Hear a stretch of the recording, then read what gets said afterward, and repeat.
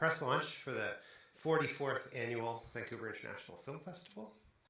My name is Kyle Fostner. I'm the Executive Director of VIFF. I'm joined by Curtis Woloschuk, our Director of Programming. Everything's in the press release that you have already in your inboxes. Sorry, it's like 700 pages long, but that's where we're at this year. We've managed to add more venues, more screenings, and more films to the mix, so we have 172 features in the festival this year, not including ones attached to live events. And we have over 450 screenings in 10 venues and on 13 screens. This year, instead, we're seeing the strength across all programs, strength in features, shorts, narratives, and documentary. We have every major award winner from Canada at the festival this year. We have many world premieres, Canadian premieres and North American premieres this year, which Curtis will share with you shortly. But it really allowed Curtis this year a chance to put his stamp on the festival. Is a programming team that brings in a whole bunch of new voices, a whole bunch of different perspectives. We have a lot of really interesting international curators working with us here, both in a guest capacity and in a more full-time capacity. And the spirit behind that really comes from wanting to turn a chapter and breathe some life into a process that Curtis and I have been through together for many years now, but also to really reflect the city that we live in, to have lived experience inform some film choice as well, and then to learn things from people and work with new people that we haven't had a chance to work with before.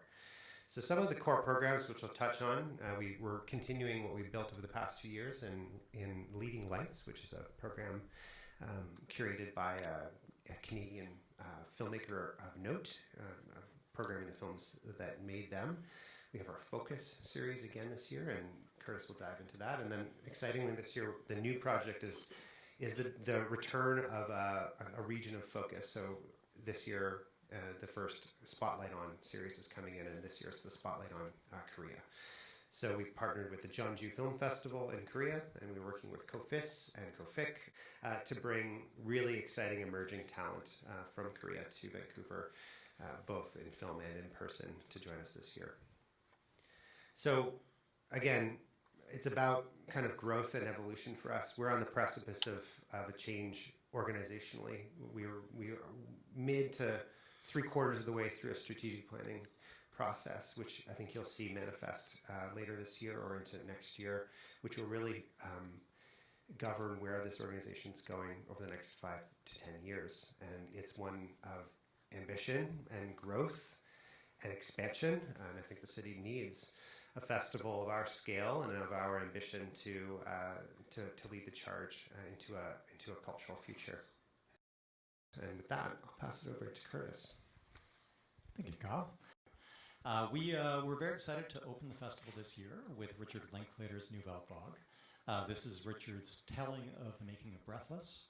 And for myself, this honors the long legacy of VIFF's dedication to French cinema.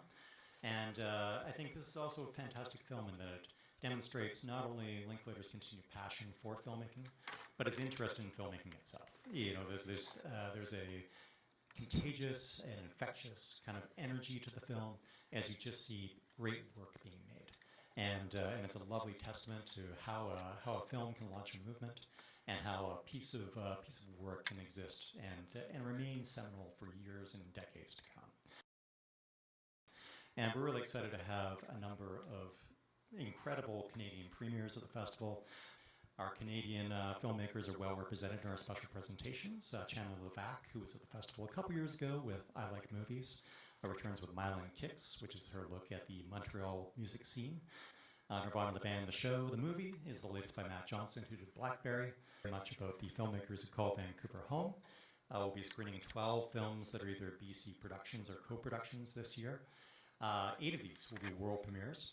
And I think it's an opportunity to recognize that, you know, these filmmakers, while it says local films, perhaps that's a bit of a misnomer, because these are international filmmakers who just happen to make their homes in Vancouver. And I think we see that with the work that's shown here. Many of these stories are stories of journeys, sometimes transatlantic, trans-Pacific journeys. This film is about how do you stage a cultural event of significance. And this looks at the recording, well, first the concert that Keith Jarrett played in Cologne, Germany in 1975. That became the basis for the highest selling solo jazz album of all time. And what might be a lesser known aspect of that is that the concert promoter who put on that show was a 16-year-old German girl. And I think this is a way of honoring just the sheer effort that's required by everyone to put on a cultural event of significance. So we'll dedicate it to our volunteers, to our staff, and to others. And beyond that, it is an absolutely effervescent piece of cinema. You have a kind of race against the clock scenario. You have fantastic music, and it is something that just excites you about.